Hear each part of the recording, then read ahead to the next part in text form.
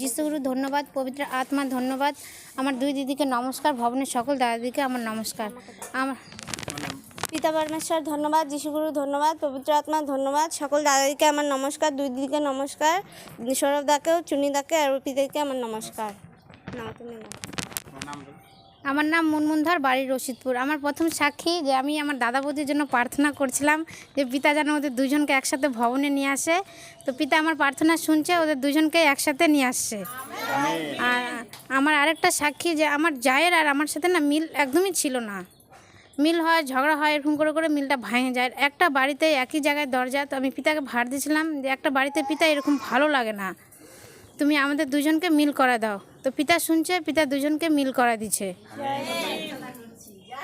আর আমার আরও সাক্ষী যে পরশু দিন না যেই হোক এই সপ্তাহে আমার ছেলে স্কুলে গেছিলো। স্কুল থেকে আসার সময় মানে আধা ঘন্টা ধরে ও ভিজে দাঁড়াইছিল, কোনো টোটো ওকে নিচ্ছিল না। তো ও ভিজে তারপরে অনেকক্ষণ পর মানে টোটোওয়ালা ওকে নিচে আসছে বাড়িতে।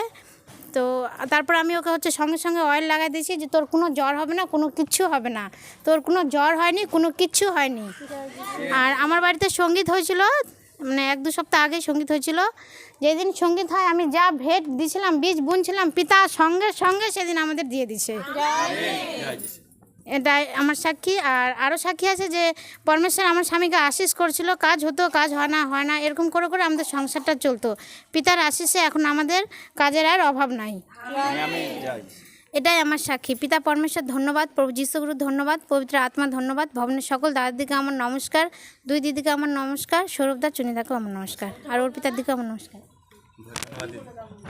আর যখন আরাধনার শ্রুতি হয় আমি বদ্দির ডান হাতে গোটা হাতটাতে আগে প্রথমে একটা ক্রুশ দেখতে পেলাম, তারপরে গোটা হাতটাতেই আমি ক্রুশ দেখতে পেলাম বাঁ হাতে।